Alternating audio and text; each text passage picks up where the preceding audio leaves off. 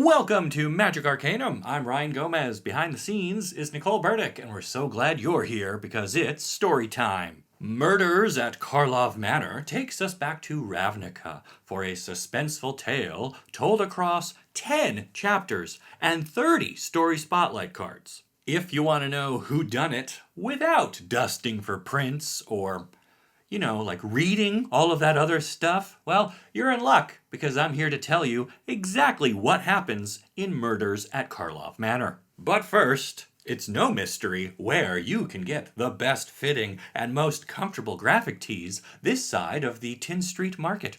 Into the AM, the sponsor of this video. With my promo code MAGICARCANUM or the link down below, you'll save 10% on your entire order, which even stacks with their bundles, giving you more value than a clue token. Into the AM has an amazing selection of designs. They've also got hoodies, jogging pants, jackets, hats, and so much more, all of which will turn you into the best dressed wizard at your next game night.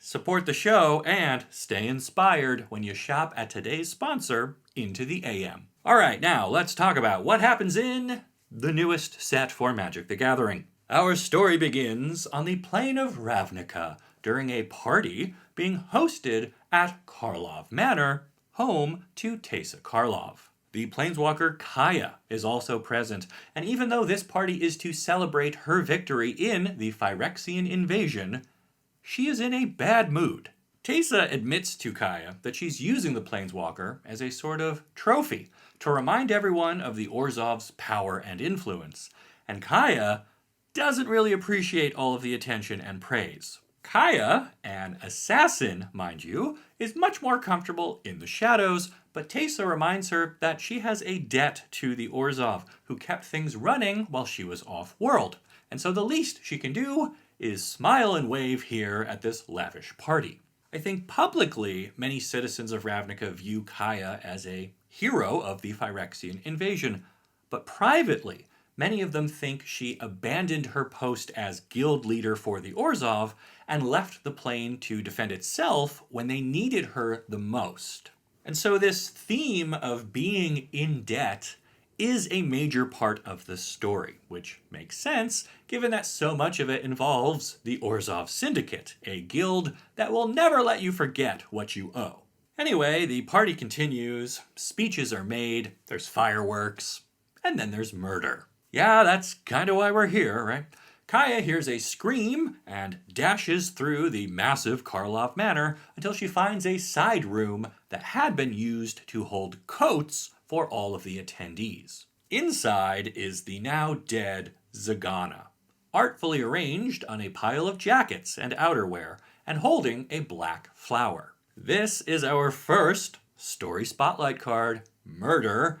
And all of the spotlights in this set get a special treatment, which also has different art and flavor text, so there you go. The party is now a crime scene, and the Boros and Azorius guild members waste no time in securing the perimeter and starting their own investigation by using verity circles on the other guests. But there is another faction present here, who is also to be celebrated alongside Kaya, and that's the Ravnican Agency of Magicological Investigations, including their chief, an Archon named Ezrum. It seems in the wake of the Phyrexian invasion, Ezrum and his team of detectives have been helping maintain order as society rebuilds. Some citizens are unable to resist the temptation to skirt the law, while the Boros and Azorius resources are stretched thin across the recovering city. And somewhat ironically, it's the Orzhov who benefit the most from this, as their own place is more secure when other criminals are kept in check thanks to Ezrum's agency. That's why Teysa invited him here for tribute alongside Kaya tonight. So, lucky us, we've got a party full of detectives present where a murder just happened right under everyone's nose. This brings us to the auspicious arrival of one Alquist Proft, who calmly tells Kaya and the rest that he is not their killer, but he might just be their savior. Proft points out that the coats under the body of Zagana display all 10 guild symbols, which Kaya had missed at first glance. He then points out she also missed there being a noted Demir agent present at the party as well, though disguised in another guild's colors. The culprit is exposed to be Atrada, a known assassin who just happened to be here doing her best wolf in sheep's clothing impression. Atrada attempts to flee, and the chase is on. Kaya follows her, and with some help from Proft, the suspect is caught. Now, Atrada is a known professional assassin, but when she was questioned about Zagana's murder, she claimed she had nothing to do with it. Or perhaps more importantly, she had no memory of it. She says she doesn't know how she wound up at the party dressed in Selesnya colors, and she is just as surprised about the murder as you are. When presented with the facts and Atrada's testimony, Proft decides it doesn't add up. The master detective feels compelled to help her clear her name, which will also improve his own reputation as well if they can manage to work together and identify who is really behind all of this. Alquist then helps Atrada break out of her Azorius detention cell, and we cut back over to Kaya, who has been summoned to Karlov Manor to meet with Teysa. Teysa had mentioned at the party that she had wanted to speak with Kaya about something important, but things got interrupted by the murder, hence the delay until now. Unfortunately, Kaya will not get to hear whatever Teysa wanted to tell her, because upon arriving at the manor, she finds a deadly complication. Teysa is dead.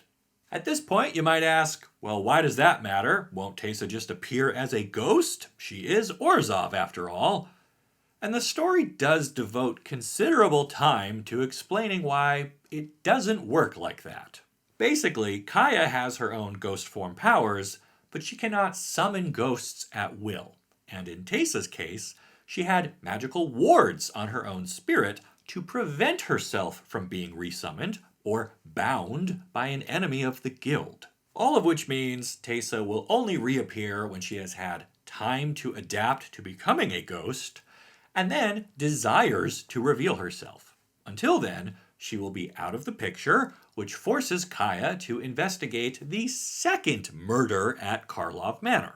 And so, we enter the team-up portion of the story, in which Proft helps Atrada make her unauthorized exit and commits to clearing her name, or ruining his own, while Kaya heads to Ezram's detective agency to start working the case from another angle. The Archon assigns her some help, including Agris Kaz, a veteran investigator from some of Magic's older stories, and a gumshoe named Kellen from some of Magic's newer stories. Yes, Kellen has come to Ravnica through an omen path and thought joining a detective agency would help him uncover more information about his father, the planeswalker Oko, who is presently at large in the multiverse. Kellen, Kaya, and Kaz are now on the job, and their trail of clues bring them to Vitu-Ghazi to consult the original writings of the Plains Guild Pact. You might recall that Vitu-Ghazi was kinda destroyed during the War of the Spark when Nissa used her animist powers to turn it into a weapon to use against the God Eternals, but it seems a portion of the tree survived and is now regrowing under the watchful eyes of Trastani. During their brief audience, Kaya notes that the Dryad is acting a little sus. But overall, the Selesnya seem to be welcoming and helpful, and are even using the sheltering branches of Vitu-Ghazi to protect the ancient writings of the Guild Pact. So Kaya doesn't dwell on it. Meanwhile, Atrada takes Proft to one of her safe houses. It's the last one she remembers being at before she allegedly murdered Zagana, and the pair find a strange powder present, which they collect as potential evidence. As they are leaving this safe house, Proft is attacked by Massacre Girl, who we learn has been hired to eliminate the detective. Atrada steps in and stops the intended slice from the shadows, and explains she is working with Proft, and so she needs him alive. Respecting the assassin's code, And realizing if Proft solves this case, she won't be a suspect herself anymore either, Massacre Girl wishes them both success and then vanishes back into the shadows. The action here continues to bounce between the two groups. Kellen and Kaya get ambushed by attackers in an alleyway who display fanatical strength. When defeated, these attackers dissolve into a mossy substance, leaving Kaya and Kellen with even more questions, but we don't have time for that because we're back to Proft and Etrata. The detective wants to visit an old friend of his, an Izzet scientist named Kylox, who he hopes can analyze the pollen sample collected at Etrata's safe house. They arrive at his workshop but find Kylox is missing, and there is evidence of a struggle. So Proft uses his memory powers to recreate the scene based on his previous visits. This allows him to reenact the crime, and in doing so, he observes a secret passageway out of the workshop and into the underbelly of Ravnica. They follow some tunnels and eventually find Kylox, but then a group of goblins arrive and capture him. The goblins take Kylox back to their boss, who we learn is Krenko. Krenko is aware the other guild leaders have been murdered, and even though he's not a guild leader himself, he is still afraid his own life may be in danger, so he tries to force Kylox to help him. Around this time, another assassin arrives on the scene, and once again, Etrata has to play bodyguard. She manages to protect Krenko and Proft, but poor Kylox dies in the scuffle. After subduing the assassin, though, he comes to his senses, and we discover he's just a regular citizen who had no memory of wanting to kill anyone. Proft realizes there is some mind control happening here, and it must have affected Etrata earlier, and probably has something to do with that pollen powder that Kylox is now too dead to analyze. But they still don't know who is behind the attacks. This is a problem because those attacks are coming more frequently now, as we see when the story cuts back to the detective agency where Aurelia has brought in Massacre Girl after a failed attempt to kill the Boros Angel. Just like the others, Massacre Girl says she has no memory of this, and plus, why would she do it for free when she is such a highly skilled and in-demand assassin? Aurelia is frustrated by the lack of answers and progress on the case, so she offers Ezram and Kaya an ultimatum.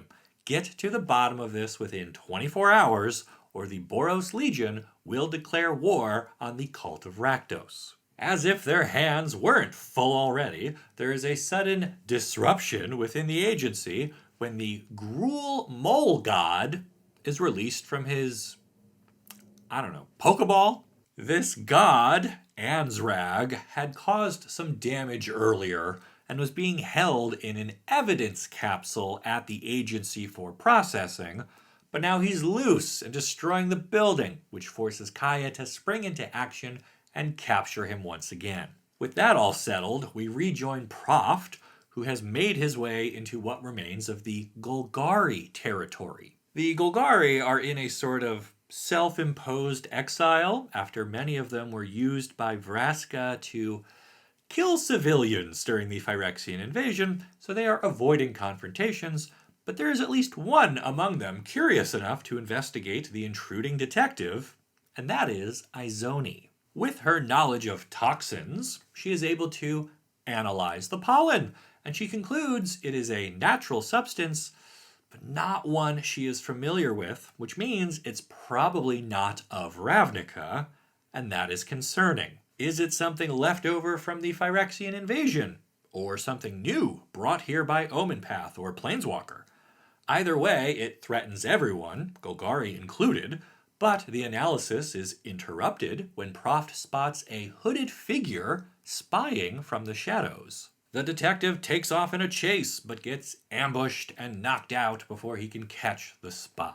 Proft enters a sort of dream state, and the hooded figure is present, going through files and books that represent Proft's photographic memory. The figure says they wanted to meet Proft and congratulate him for his contributions to their own cryptic plan, But they also say Ravnica is a waypoint for them and not their final destination, and so they are just passing through.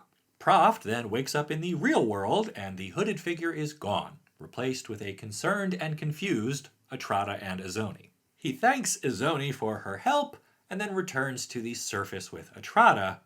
But we are not done underground quite yet.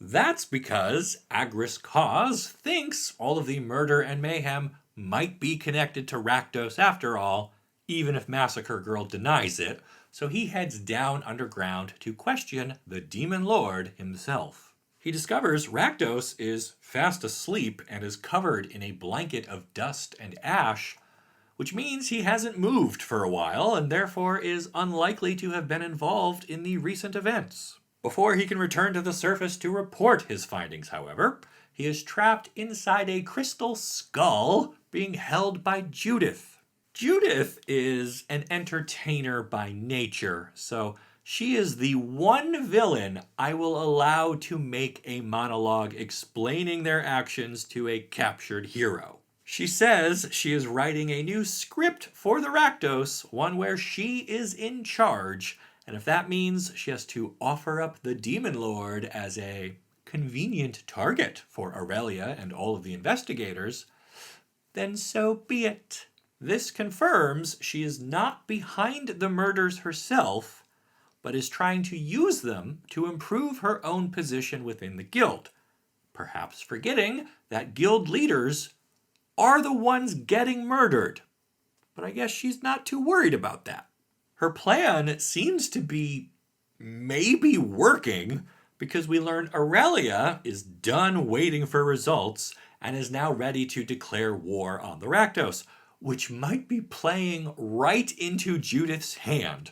But before the call goes out, Alquist Proft summons all of the leaders together for a meeting. The players are assembled back at Vitu Ghazi, where the detective promises to reveal the identity of the killer if everyone would please sit down and be quiet. Each guild is represented, plus we've got Krenko, Kaya, and Kellen here as well, so it's a full house, and all eyes are on Proft as he starts to explain what he has been able to deduce so far. He then says he's going to interview each person individually, but it will all make sense after, and he takes Kaya into a private room nearby. He starts to show her the pollen sample he collected when a flower suddenly grows out of the wall and begins to emit more of that same pollen. Proft places a glass jar around the flower and captures it, pollen and all, and returns to the main room along with Kaya and explains that the individual interviews were just a ruse meant to draw out the killer one final time, and now this flower proves it. He goes on to explain how the source of these quick-growing, mind-controlling flowers is in fact Vitu Ghazi, which has spread roots all over Ravnica under the watchful and nurturing eyes of Tristani. Proft points out how the attacks were all designed to keep the focus and suspicion between the other guilds, and how this pollen was a perfect tool because it could infect anyone at any time. And he even explains how it was used to unlock the Mole God back at the agency headquarters to throw everyone off the case. Tolsimir tries to take the blame, but Proft says he lacks the skill and ability to manipulate the flowers, and even though he is a true believer in the cause, just like the assassins who attacked Kaya and Kellen and then turned to moss, the real mastermind this whole time was Tristani. Now, for anyone unfamiliar, Tristani is a dryad with 3 bodies, kind of connected at the branch, and we learn that really only one of them was guilty of this scheme, and that's Oba, the dryad of life. So now it's Oba's turn to talk, and she admits to everything, saying that the Phyrexian invasion affected her deeply, and she absorbed as much sorrow and suffering as she could to protect her sisters from having to experience any of it. And while she was in this dark place, she observed the world around her and saw Zagana and the Simic appear to embrace the science of Phyrexian oil. She saw Krenko hoard medical supplies, and she saw Teysa conspire with the Phyrexian leadership. This motivated her to purge Ravnica of its faults by killing the leaders most responsible for betraying the plane, from her perspective. But then her sisters point out that her way of seeing the world was limited. She had to do it all through the root system that had spread across the city, and that was imperfect. Vannifar confirms Zagana did work with Phyrexian oil, but only to study it with the goal of reverse engineering a cure for the infection. Krenko claims he risked the lives of many goblins to capture valuable supplies from behind enemy lines. He argued that those would have been lost entirely had he not gone after them. And so why shouldn't he be allowed to keep some for himself and his followers as reward for his brave actions? And it's Atrada who speaks on behalf of Teysa, who she admits did communicate with the Phyrexians, but only to learn their language and tactics, which she passed on to an army of loyal ghosts who acted as spies and worked closely with the Dimir to form a resistance network, which even included Atrada, who calls Teysa a hero of Ravnica, not a traitor. Oba hears all of this and only grows more angry. She admits she has been killing for weeks and insists it was with the noble goal of removing every soul who was tempted by the forces that had come to destroy us. And then, she points out, she got away with this for a long time and only fell under investigation and suspicion when she started going after guild leaders, implying that those were the only people anyone cared about. This does unsettle the group. Even Proft feels a little guilty about using this case to make a name for himself when so many other deaths went virtually unnoticed. And sidebar, this is why the set has so many detective creatures in it. They represent the average citizens of Ravnica, many of them guildless, investigating the sudden death or disappearance of their own friends and family members, because the guilds and even Ezram's agency are too busy or simply don't care. Aurelia says, well, glad you had your fun, but now that you've confessed to everything, you are done killing. And Oba says, no, I don't think so. Vines and branches start swinging out of the walls as Oba attacks everyone present. She is fueled by the rage of the world soul, or Mat Selesnya, and easily overpowers her sisters before going after the assembled guests. Kellen gets grabbed and flung sky high by a branch, but it's fine because his Fey heritage has granted him the power of flight, so he survives. Back down on the ground, Kaya grabs some barrier wards. These are basically magical crime scene tape, and with help from Atrada, she's able to wrap it around Oba in a makeshift binding. Kaya thought she saw the ghost of Teysa helping as well, but it was hard to be sure in all of the chaos, so we have to wait a few days until Teysa's own funeral to find out. Indeed, her spirit appears next to the grieving Kaya and says, yes, I was there, and I appreciate you sticking around to solve my murder when you could have just planeswalked away. Kaya says, well, I still owed you a debt, so it was the least I could do.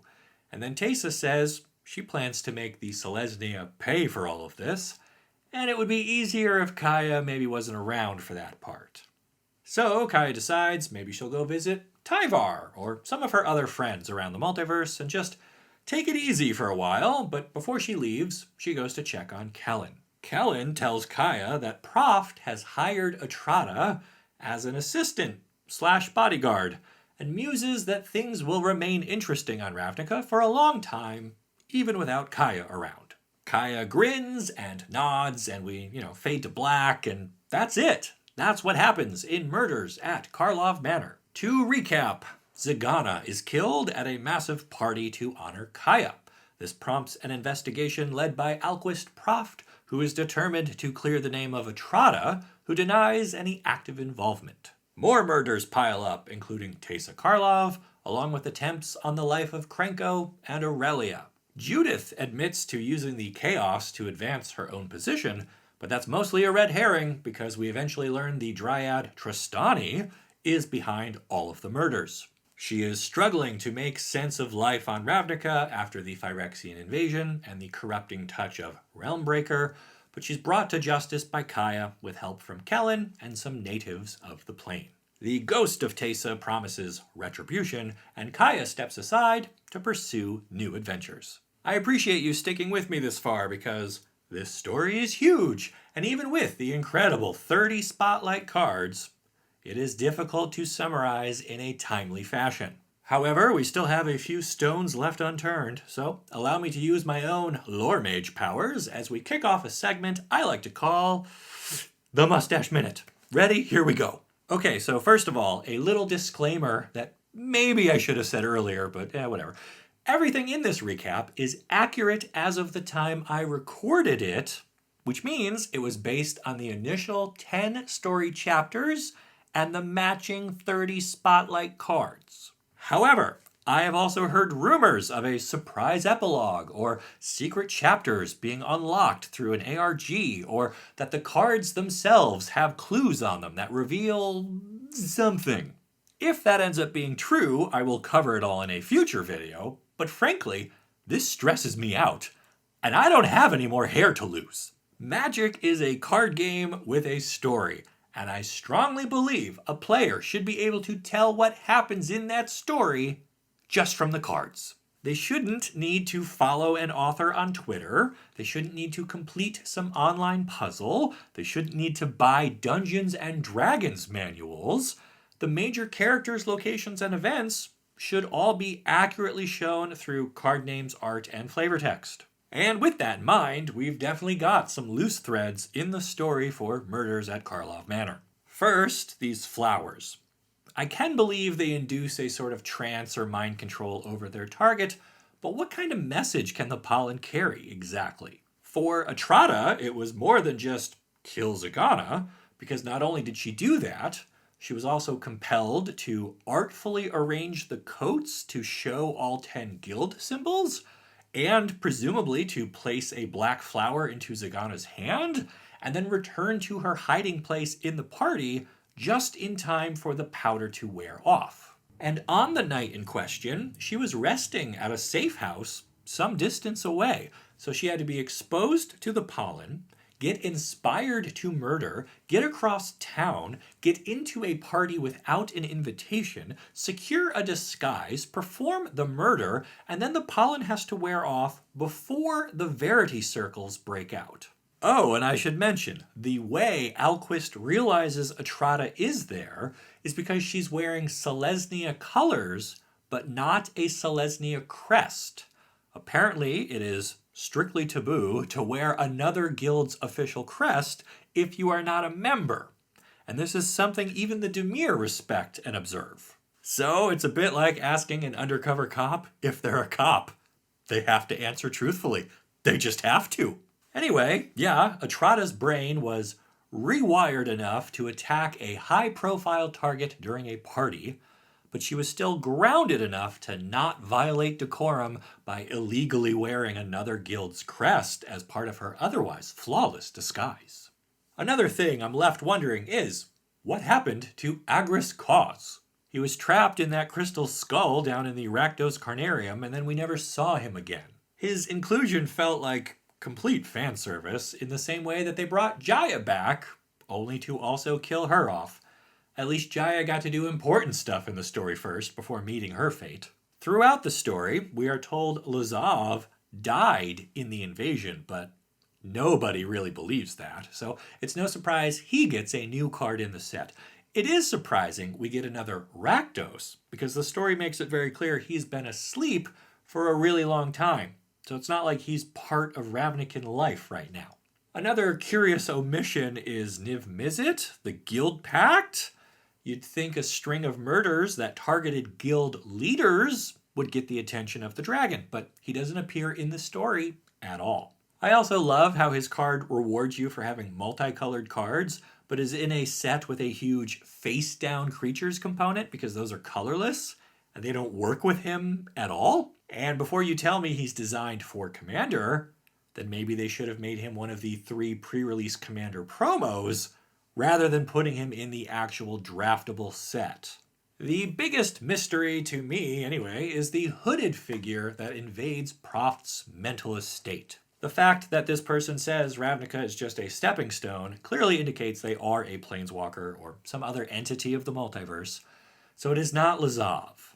Jace is the most likely candidate. Perhaps he came back to Ravnica to see if it was safe to return with Vraska, or to see how the plane fared after the invasion, but I don't see why he would be interested in Proft specifically if that was the case. So this could be a new character, or someone from Magic's history being brought back, like they did with the Raven Man actually being Limdul, for example. Overall, this was not one of my favorite stories. The murder mystery theme feels more appropriate for New Capenna, and the guilds have almost no presence or agency on their home plane. Elquist Proft, our Sherlock Holmes stand-in, doesn't really go through much of an arc. He starts out as a cocky detective and ends up pretty much the same way. He just gains some respect for Etrata and realizes that all of his mental abilities don't really protect him from physical danger. Kellen is here because he's the thread tying this whole larger story arc together for now, and that's fine, but not super exciting anymore. They also kind of broke their own pattern, where his adventure became his new color for each successive version of himself, but whatever. I do like the major themes here, though. The Orzhov themes of debt and paying what is owed weigh heavily on Kaya, who is already struggling with her self-worth in the aftermath of the invasion as one of the few remaining people to have a spark. And for the Selesnya, the theming comes down to life and how it was all upended by the invasion and how they're trying to rebuild a more deserving society, even if they have to tap into their own inner rage to purge the impurities that they now see everywhere they look. These are compelling ideas to explore, and Ravnica had tons of characters already in place for this. We didn't need to put them all in trench coats and give them magnifying glasses. The story touches on this near the end when they say that after the invasion, it is easy to blame every fault on the Phyrexians. They caused every pothole, and every lie and every sinister rumor can be traced back to them. But Proft points out how those flaws were always part of Ravnica, how they were capable of cruelty long before the Phyrexians appeared. He says, we were capable of crime, and we were capable of betrayal. And at the end of it all, we have Kaya as our main character, so, I love to ask, what does she want, and what is she willing to do to get it? I think she wants to find peace and to process the horrors she saw on New Phyrexia and beyond. And to do that, she has to stand her ground here on Ravnica and help the citizens find their own closure. Did she succeed? Do you understand what transpired in this story? And do you think these spotlight cards do a fair job representing the important characters, locations, and events for Murders at Karlov Manor? Let me know in the comments, and check out my link for Into the AM while you're down there. Then make sure you like this video and subscribe to the channel so you don't miss the great stories you'll only find here on Magic Arcanum. We'll see ya.